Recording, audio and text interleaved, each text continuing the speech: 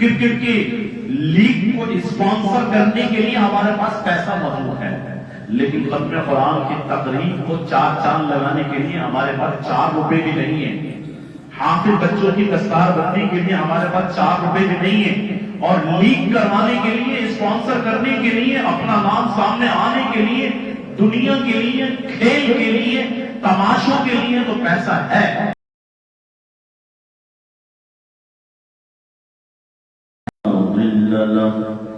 ومن يضلله فلا هادي له ونشهد أن لا إله إلا الله وحده لا شريك له وأن سندنا وحبيبنا وحبيب ربنا وطبيبنا وطبيب قلوبنا ومولانا محمدا عبده ورسوله صلى الله تعالى عليه وعلى آله وأصحابه وبارك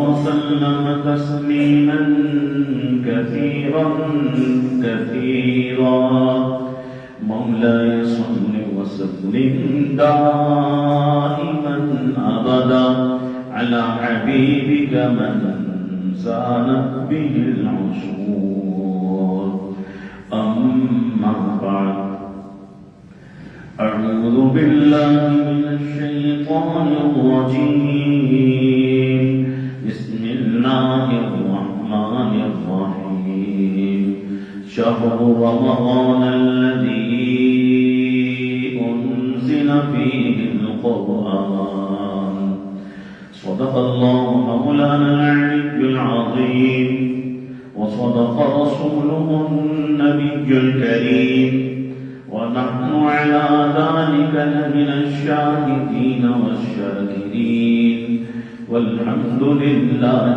رب العالمين توفیق الہی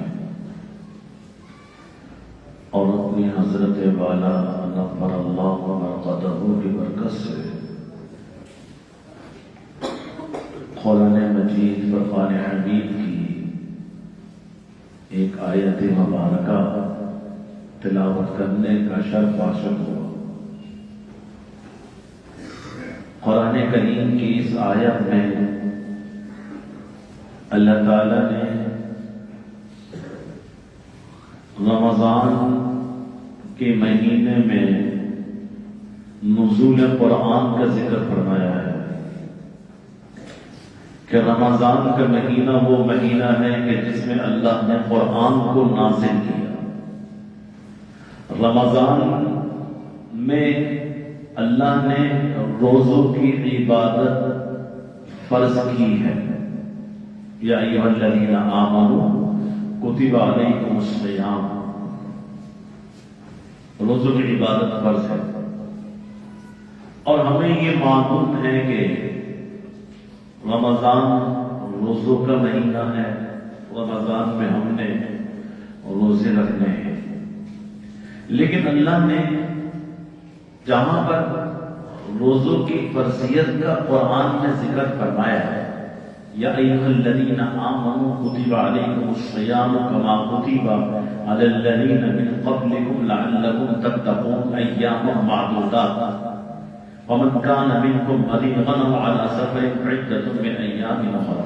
یہ آیت مکمل ہونے کے بعد آگے اللہ تعالیٰ دوسری بات جو ذکر فرما رہے ہیں، جو سب سے اہم بات ہے، جو آیت میں نے تلاوت کی ہے، شہر رمضان الذی انزل فیہ القرآن، کہ یہ رمضان کا مہینہ صرف روزوں کی فرضیت کا مہینہ نہیں ہے، بلکہ اس رمضان کی مہینے کی ایک سب سے عظیم جو خوبی ہے وہ یہ ہے کہ رمضان میں اللہ نے قرآن اتارا ہے۔ نزول قرآن کا مہینہ بھی رمضان کا مہینہ، اس لیے اللہ نے فرما دیا کہ قرآن رمضان میں اترا ہے، رمضان میں روزے رکھنے ہیں، اور چونکہ قرآن کو اللہ نے رمضان میں نازل کیا ہے تو نزول قرآن کے اس مہینے کو سیلیبریٹ کرنے کے لیے اللہ فرما رہے ہیں کہ رمضان میں ایک طرف روزے ہیں تو دوسری طرف تراویح ہے۔ قرآن اور رمضان، چنانچہ قیامت کے دن یہ رمضان اللہ کی بارگاہ میں جو اس مہینے میں روزے رکھنے والے ہیں، روزہ اللہ کی بارگاہ میں سفارش کرے گا۔ حدیث میں آتا ہے یہ دونوں کے دونوں، رمضان بھی اور قرآن بھی، اللہ کی بارگاہ میں شفاعت کریں گے۔ اللہ شفاعت کا حق کس کس کو دیں گے؟ رمضان کو سفارش کرنے کا حق ہوگا، قرآن کو سفارش کرنے کا حق ہوگا، اور حافظ قرآن کو بھی سفارش کا حق ہوگا۔ جو قرآن کا حامل ہوگا، جس کے سینے میں قرآن محفوظ ہے، قرآن پڑھنے والا، قرآن اس کی سفارش کرے گا اللہ سے۔ روزے رکھنے والا، رمضان اس کی سفارش کرے گا اللہ سے۔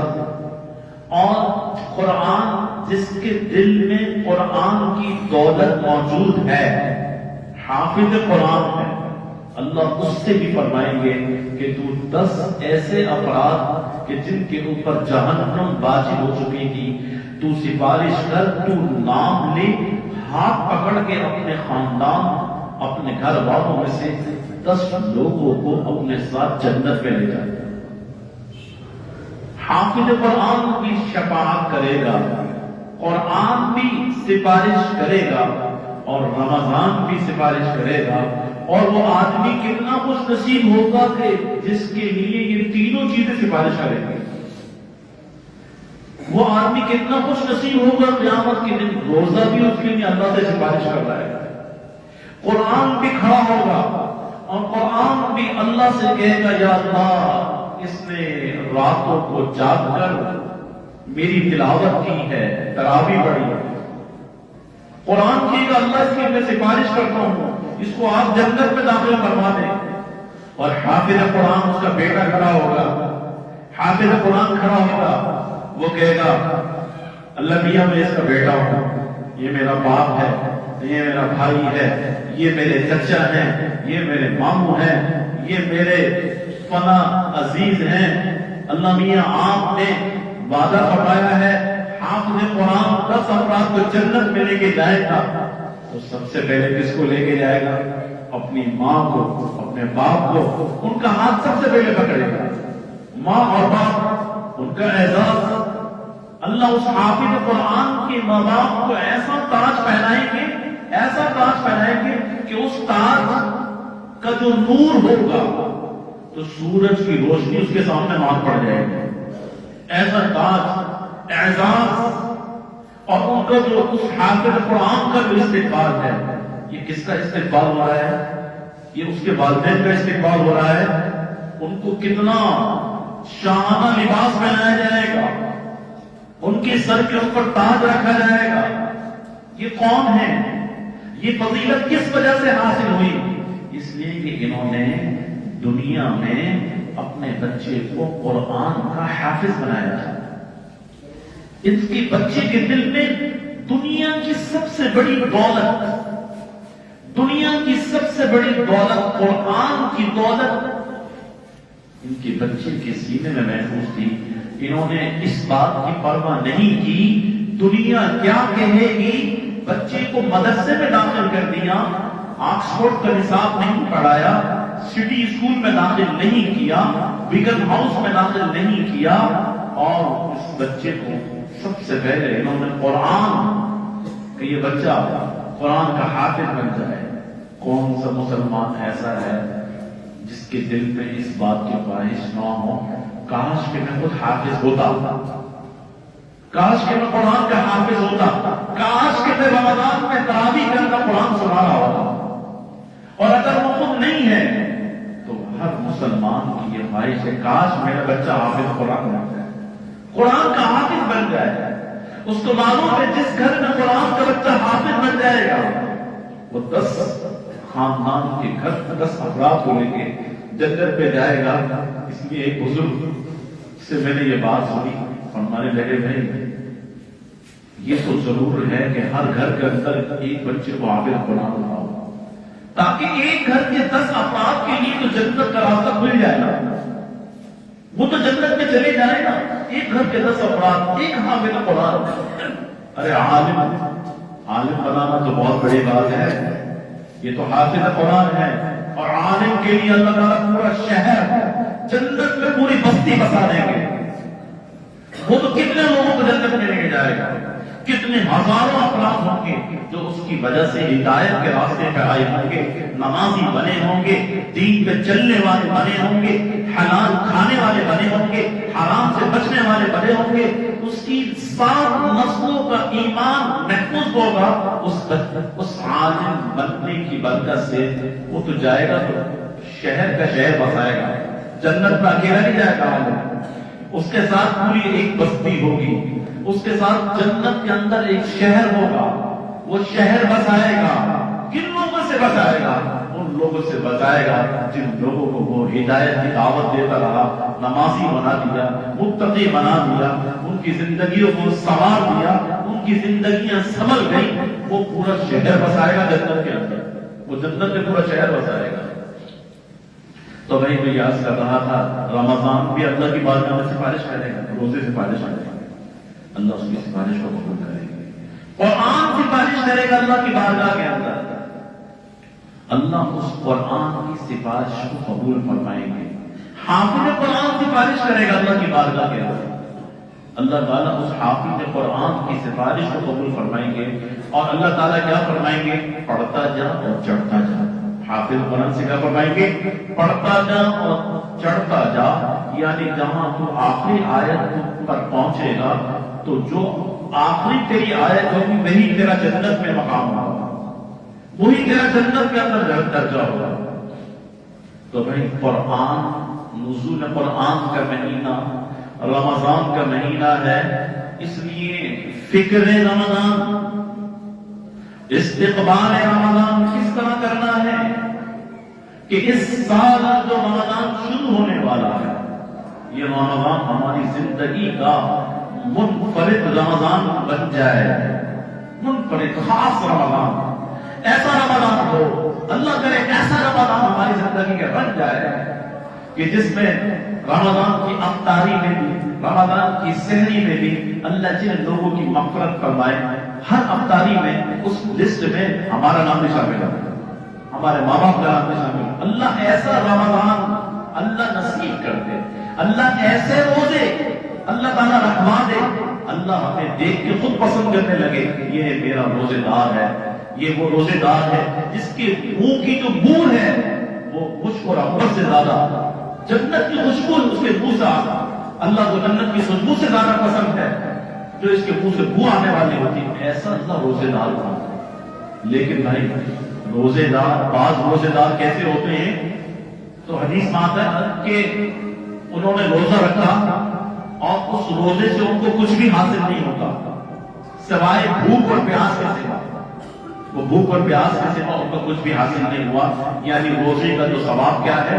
اللہ تعالیٰ فرما رہے الصوم لی وانا اجزی بہ، اس نے روزہ میرے لیے رکھا ہے اور میں اس کو بدلہ دوں گا. وانا مجزا بہ، اللہ فرما رہے میں خود اس کا بدلہ ہوں، میں خود اس روزے کا بدلہ ہوں. اللہ ایسا روزے کی توفیق دے. لیکن بھائی ایسا روزہ کیسے ملے گا کہ ہم روزے دار تو ہیں لیکن قرآن سے ہم دور ہیں.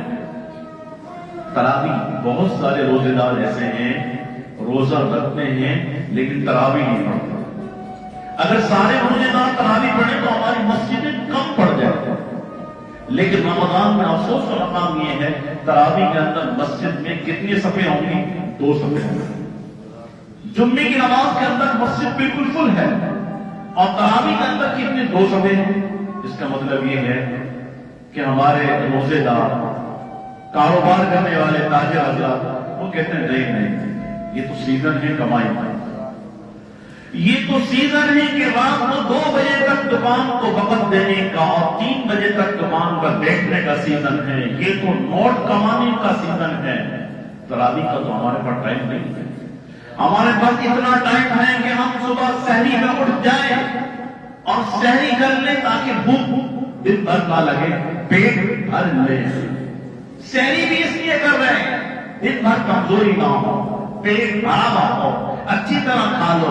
हमारे पास टाइम है तो सहरी खाने का टाइम है, हमारे पास टाइम है तो अफ्तारी करने का टाइम है। इसके बाद हमारे पास टाइम नहीं है। अगर नमाज रमजान में पढ़ ली ना जल्दी से भागते भागते आके जमात में पढ़ ली तो उसके बाद फिक्र ये कि जल्दी से दुकान पे जाओ कि कहाँ ना चला जाए, इसलिए कि सीजन है दुनिया कमाने का।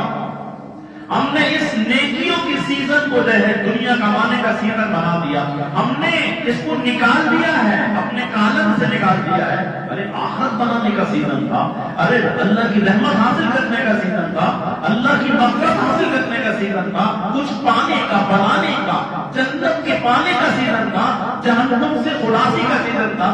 हमें दिमाग में बात भी नहीं आती। इसलिए तरावी का जो बाप है, नमाज तरावी है, बहुत सारे रोजेदार ऐसे हैं उनकी जिंदगियों से नमाज तरावी निकली हुई है, महरूम है और बदकिस्मत है। जिसने रमजान के रोजे रखे और तरावी ना पढ़ी, यकीन करें कि वो महरूम भी है, बदकिस्मत भी है, कुरान उनसे रूठ जाएगा। क़यामत के दिन और कब्र में कुरान उनसे रूठा हुआ होगा। कुरान उनकी कब्र में आके उनको अज़ाब जहन्नम से नहीं बचाएगा, अज़ाब कब्र से नहीं बचाएगा।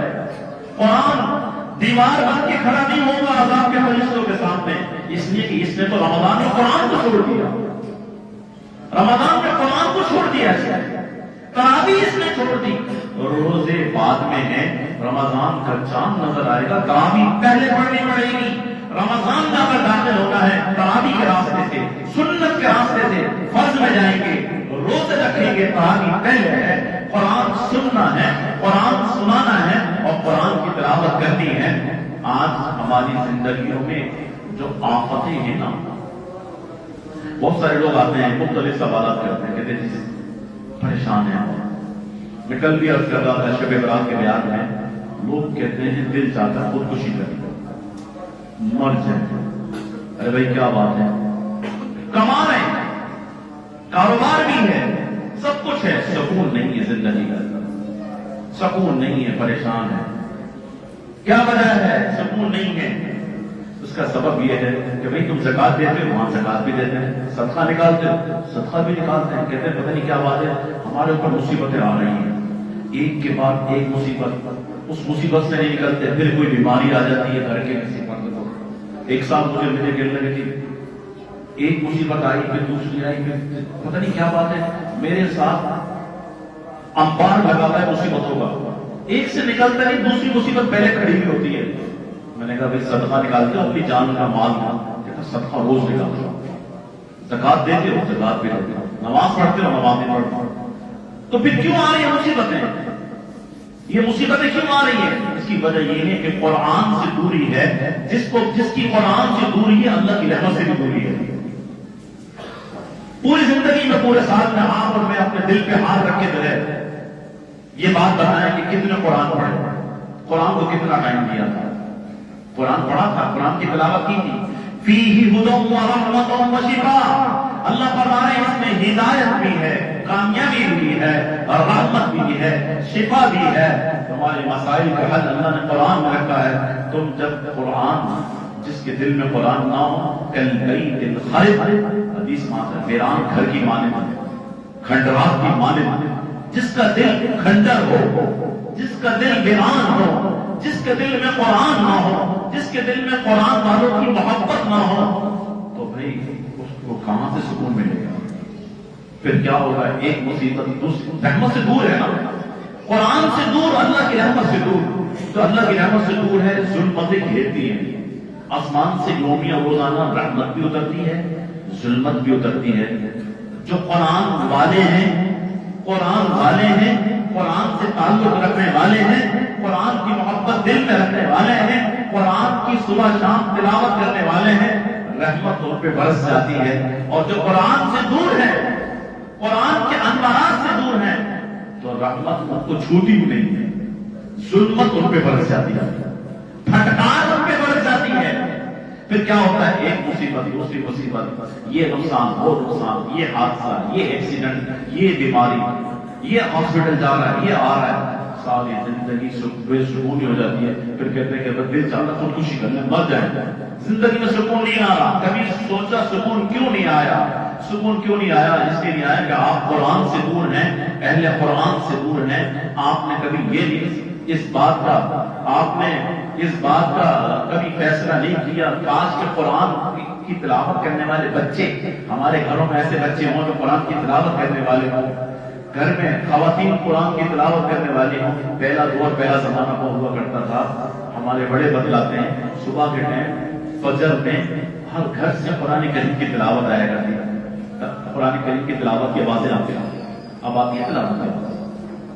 رات کو دیر سے سونا، ٹیلی ویژن کے آگے بیٹھ جانا، فلمیں دیکھنا، یعنی اب تو یہ روٹین بن گئی ہے. لوگ پوری رات جاگتے ہیں، 4 بجے 5 بجے تک جاگتے ہیں. جب فجر کا تہجد کا ٹائم شروع ہوتا ہے اس سے ان کو نیند آ جاتی ہے.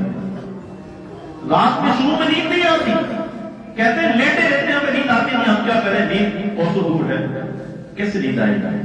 قرآن کی تلاوت کرو، دیکھو کیسے نیند آتی ہے. سکون کیسے ملتا ہے؟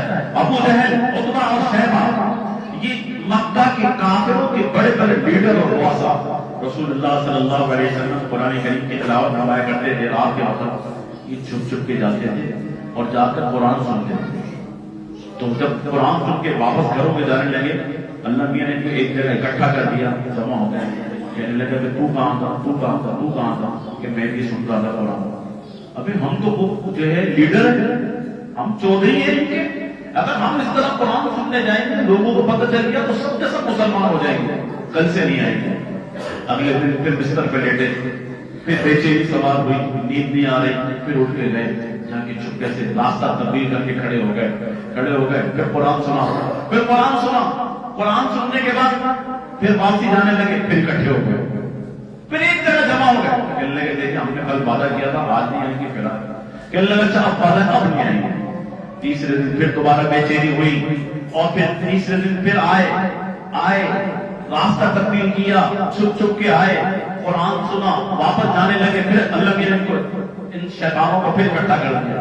اللہ میاں دکھانا چاہتے تھے، کہنے لگے کہ ہم نے کل بھی وعدہ کیا تھا، پرسوں بھی وعدہ کیا تھا، ہم نے پھر وعدے کی خلاف ورزی کی ہے. اگر ہم اسی طریقے سے قرآن سننے کے لیے آتے رہے تو یاد رکھنا ہماری ساری قوم مسلمان ہو جائے گی، کلمہ پڑھ لے گی.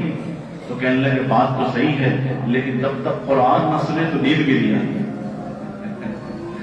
جب تک قرآن نہ سنے تو نیند بھی نہیں آتی. اب کیا کریں؟ کہنے لگے بھائی اس کا حل یہ ہے کہ احتیاط کریں اپنے قوم کے سامنے، ان کو پتہ نہ چلنا چاہیے. ٹھیک ہے، اس لیے کہ اس کے بغیر ہمارا گزارا نہیں ہے. ہم سنیں گے، حضور تلاوت کریں، اور کیسی تلاوت ہوگی، کیسا نور ہوگا اس تلاوت کا، کیسا سرور ہوگا، اور کیسی دلوں میں اترنے والی تلاوت ہوگی. تو پھر قرآن کی تلاوت، قرآن کو دلوں میں بسائیے، اپنے بچوں کو حافظ قرآن بنائیے، اور اہل قرآن کی خدمت دیجیے. اہل قرآن کے ساتھ اٹھیے بیٹھیے. پتہ نہیں شاید کہ قیامت کے دن 10 افراد کی بخشش کرائے گا حافظ قرآن، اس کے رشتے داروں میں 10 نہ ملیں تو شاید کہ ہمیں جان کے پہچان کے یہ ہمیں بھی ساتھ لے جائے گا کہ بھائی یہ میرے ساتھ محبت کرنے والا تھا، یہ مجھے کھلانے والا تھا، پلانے والا تھا. یہ ہمارے یہاں اس ادارے میں الحمدللہ بچے تہجد سے اٹھتے ہیں. رات کے 5 بجے اگر آپ یہاں پر آ جائیں دیکھیں تو آپ کو قرآن کریم کی آواز آئے گی. بچے قرآن مجید حفظ کرنے والے حافظ الحمدللہ. ہر سال بڑی تعداد میں بچے قرآن مجید حفظ کرتے ہیں، حافظ قرآن بنتے ہیں. اللہ کا شکر ہے، اور نازلہ پڑھتے ہیں. اس سال بھی جو بچے حافظ بنے ہیں اور جنہوں نے نازلہ مکمل کیا ہے ان کی دستار بندی ہے آئندہ جمعے. آئندہ آنے والا جو جمعہ ہے اس جمعے میں ان کی دستار بندی ہوگی، قرآن کریم کی تکمیل ہوگی. تو بھائی ایک تو یہ ہے، میں نے قرآن کی محبت سے کہا رمضان بھی آ رہا ہے اور تقریب ختم قرآن بھی، تکمیل قرآن بھی. تو اس تکمیل قرآن کی تقریب میں شرکت ہی نصیب کی بات ہے، نصیب کی قسمت کی بات ہے. اللہ ایسی محفل میں ہمیں بلا لے. ہم کرکٹ کے میچ دیکھنے کے لیے 4 گھنٹے اسٹیڈیم میں بیٹھ سکتے ہیں، لیکن قرآن کے ختم کی دعا میں شرکت کے لیے ہمارے پاس آدھا گھنٹہ بھی نہیں ہے. کرکٹ کا میچ دیکھنے کے لیے ٹیلی ویژن کے سامنے ہم 10 گھنٹے بھی بیٹھ جائیں گے، 10 گھنٹے بھی موجود ہیں۔ کرکٹ کی لیگ کو اسپانسر کرنے کے لیے ہمارے پاس پیسہ موجود ہے، لیکن ختم قرآن کی تقریب کو 4 چاند لگانے کے لیے ہمارے پاس 4 روپے بھی نہیں ہے، حافظ بچوں کی دستار بندی کے لیے ہمارے پاس 4 روپے بھی نہیں ہے، اور لیگ کروانے کے لیے، اسپانسر کرنے کے لیے، اپنا نام سامنے آنے کے لیے، دنیا کے لیے، کھیل کے لیے، تماشوں کے لیے تو پیسہ ہے۔ تو بھائی جب یہ سوچ ہوگی تو پھر آپ بتائیے پھر ہمارا بنے گا کیا؟ پھر اللہ کی رحمت آئے گی ہمارے پاس، ہمارے رزق میں برکتیں ہوں گی، گھر میں برکت ہوگی، اولاد پڑھنا بردار ہوگی نہیں۔ ایسی تقریبات، اس کے اسپانسر کیا کرنا ہے آپ کو؟ تقریب ختم قرآن کو اسپانسر کیجیے، آنے والے علماء اور مہمان حضرات ان کے اکرام کو اسپانسر کیجیے کہ جی ان کا اکرام میں کروں گا، یہ حافظ قرآن کی دستار بندی یہ میری طرف سے ہوگی، ان کی جو دستار بنے گی، یہ آج دنیا میں ان کا اعزاز ہے کہ قرآن کے حافظ بنے، ان کو پگڑی باندھی جا رہی ہے، یہ پگڑی، یہ دستار، اس کا اسپانسر میں، اس کا اسپانسر بنوں گا، میں ان کی دستار کروں گا، اس لیے کہ قیامت کے دن جب تاج پہنایا جائے گا، قیامت کے دن جب یہ حافظ قرآن لے کے جنت میں جائے گا، شاید کہ یہ حافظ قرآن مجھے بھی ساتھ جنت میں رہتا ہے، شاید کہ میری یہ قرآن کی محبت، شاید کہ یہ قرآن میری سفارش کرے گا۔ اگر قرآن سے محبت ہوگی، خیرکم من تعلم القرآن وعلمہ، کہ تم میں سے سب سے بہترین وہ ہے جو قرآن سیکھے اسے کرے۔ یہ تو ایک میں نے بتایا تقریر ہے۔ دوسرا الحمدللہ میں نے اس سے پہلے بھی آپ حضرات کے سامنے ذکر کیا تھا، ہمارے یہاں پر ایک بہت یونیک نظام تعلیم، یہ اشتہار لگا ہوا ہے آپ کے سامنے، اور مزید بھی معلومات ہو جائیں گی۔ اس کی تعارفی تقریب بھی ہے، حفاظ ایجوکیشن سسٹم۔ یہ کراچی میں اور پاکستان کے بڑے شہروں میں 5 سال کا ہے، ہم نے 6 سال کا رکھا ہے، اور اتنے باصلاحیت بچے اس سے نکل رہے ہیں پڑھ کر۔ یعنی یہ حفاظ ایجوکیشن سسٹم کا میں آپ کو ایک چھوٹی سی مثال دے رہا ہوں۔ 2 انٹرنیشنل زبانیں ہیں، انگلش اور عربی۔ اس سسٹم میں اس کے تحت اسکول کی تعلیم کے ساتھ ہم یہاں پہ شروع کرواتے ہیں، اور عربی کی تعلیم بھی 5ویں کلاس سے بچہ یہاں پہ پاس ہو کے 6ٹھی کلاس میں ہمارے پاس آئے گا۔ 6ٹھی کلاس میں جب آئے گا تو اس کا پہلا سال جو اس کا گزرے گا وہ مکمل عربی میں بات کرے گا، 1 سال میں قرآن کریم کا ترجمہ کرے گا۔ آپ اس سے جہاں سے ترجمہ پوچھ لیں، 1 سال کے اندر اس میں اتنی صلاحیت ہو جائے گی۔ عربی میں بات کرے گا، عربی لکھے گا، عربی پڑھے گا، عربی بولے گا۔ اس کے ساتھ ساتھ 6ٹھی اور 7ویں کلاس اس کی 1 سال میں کمپلیٹ ہو جائے گی، 6ٹھی اور 7ویں کلاس کا۔ دوسرا سال آئے گا، دوسرا سال اس کا ہوگا انگلش کا۔ انگلش والے سال کے اندر یہ فل انگلش کے اندر تقریر، تحریر، بات چیت، مکمل مہارت اور عبور۔ کسی اسکول کی تعلیم میں ایسا بچہ مل جائے، میں گارنٹی کے ساتھ کہتا ہوں آپ میرے سامنے پیش کریں۔ لیکن مدرسوں کی تعلیم کے اندر، جہاں مدرسے اس میدان کے اندر ایک چھت کے نیچے دینی تعلیم بھی اور دنیاوی تعلیم بھی، آپ کا بچہ حافظ قرآن بھی بن گیا، آپ کا بچہ دنیاوی تعلیم کے اعتبار سے ایسا ہوگا تو کوئی دنیا کی کسی یونیورسٹی کا کوئی طالب علم اس کا مقابلہ نہیں کر سکتا، کوئی اس کے سامنے آ کر اس کا مقابلہ کر لے، اس کی صلاحیت اس کے سامنے نہیں ہوگی۔ 1 سال میں مکمل انگلش اور اس کی 8ویں کلاس، اس کے بعد تیسرے سال کے اندر اس کی 9ویں کلاس سائنس کے ساتھ، 9ویں کلاس، اور اس کے ساتھ ہمارے عالم کی پڑھائی اس میں شروع ہو جائے گی، اور اس کا پارٹ 1 ہو جائے گا عالم کی پہلے سال کا پارٹ 1۔ 10ویں کے اندر اس کا ہو جائے گا اس کا میٹرک، 4تھا سال میٹرک کا، اور اس کا عالم کا پارٹ 2، پہلے سال کا پارٹ 2، یعنی 2 سالوں کا ہم عالم کا 1 سال پورا کریں گے۔ اور جب اس کا 5واں سال ہوگا تو 11ویں کلاس کی تعلیم اس کی پوری ہو جائے گی، اور عالم کے درجہ ثانیہ یعنی عالم کا دوسرا سال اس کا پورا ہو جائے گا، اور اس کا 6ٹھا سال ہوگا تو 12ویں کلاس پوری ہوگی، اور اس طرف سے عالم کے 3 سال اس کے کمپلیٹ ہو چکے ہوں گے۔ تو ضرورت اس بات کی ہے، آبادی کے اعتبار سے اسکولوں کا ماحول دیکھ لیجیے، وہاں پہ آئس کے نشے بچے کر رہے ہیں، سگریٹیں بچے پی رہے ہیں، آج والدین پریشان ہیں، اور اسکول کی تعلیم اتنی مہنگی ہو گئی ہے کہ والدین افورڈ نہیں کر سکتے۔ انشاءاللہ ثم انشاءاللہ کا آپ حضرات نے ساتھ دیا، مجھے ایسے دوستوں کا ساتھ چاہیے، کم سے کم بھی سنکھر شہر کے اندر 20 سے 25 اسکول ہم اتنے کھولیں جہاں پہ ہم تعلیم دیں، واجبی خرچہ دیں، اور اتنی معیاری تعلیم دیں کہ یہ اسکول میں تعلیم کو لوٹنے والے جو ہیں تعلیم کے نام پہ لوٹنے والے، غریبوں کی جیب پہ ڈاکہ ڈالنے والے، اور مہنگی کتابیں اور مہنگی بستے اور مہنگی کاپیاں کے نام پر لوٹ مار بچانے والے کو نظر آ جائے تو اپنے اسکول بند کرنے پڑے. ارے تم نے تعلیم کو یہ پیشہ بنا لیا. ارے تعلیم تو یہ تھی کہ تعلیم سب کے لیے ہوتی اور معیاری تعلیم ہوتی اور اچھی تعلیم ہوتی. اور انشاءاللہ یہ سلسلہ اس مسجد میں، اس مدرسے میں آپ حضرات کے سامنے پیش ہوگا. اس کے لیے کراچی سے علماء کرام کی ٹیم آ رہی ہے. میری آپ سے گزارش یہ ہے آئندہ جمعے آپ مغرب کے بعد تشریف لائیں. وہ پوری ٹیم آئے گی حکومت ایجوکیشن سسٹم کی. یہ حضرات ان کے نام لکھے ہوئے ہیں، مفتی ابو البابا صاحب، مولانا خورشید حیدر صاحب. یہ پروجیکٹر پہ آپ کو دکھائیں گے. بچے بھی آئیں گے جو اس تعلیمی نظام پہ پڑھ رہے ہیں ان کے وہاں سے وہ نمونہ پیش کریں کہ آپ دیکھیں گے عربی بچہ قرآن کریم کے کوئی بھی آئے ایک سال کے اندر. کوئی تعلیم ایسی نہیں ہے کہ بچہ ایک سال میں قرآن کا ترجمہ کرنا سیکھ جائے. اور انشاءاللہ جو ایک سال میں ہمارے پاس 6ٹھی کلاس میں آئے گا حافظ قرآن بچہ، وہ ایک سال میں قرآن مجید کا ترجمہ کرنا سیکھ جائے گا. ایک سال میں عربی میں بات کرے گا. جنت کی زبان عربی کی زبان ہے. اس قرآن کا ترجمہ عربی کی زبان، احادیث اس کو یاد ہوگی.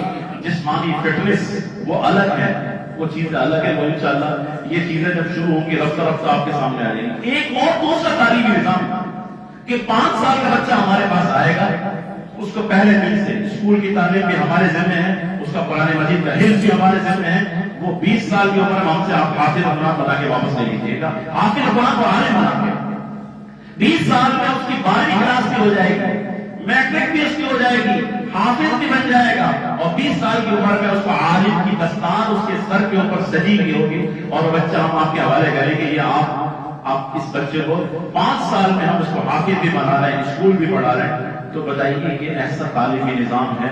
اس میں میری صرف ایک سوچ اور میری فکر، مجھے ضرورت ہے آپ جیسے لوگوں کی. یعنی مجھے ضرورت تھی کہ کچھ دوست کچھ ایسی ایک ایجوکیشنل سوسائٹی ہم بنا لیں کہ ہم سکھر کے اپنے شہر کی فضا کو تبدیل کر دیں اور اپنے شہر کے اندر یہ نظام ہم لے کر آئیں اور جگہ جگہ اسکول کھولیں. ایک اسکول نہیں، یہ تو ایک چھوٹی سی جگہ ہے. اس کے اندر تو یہ سارا منصوبہ بھی پورا نہیں ہو سکتا جو منصوبہ ہم نے بنایا. بہت چھوٹی جگہ ہے.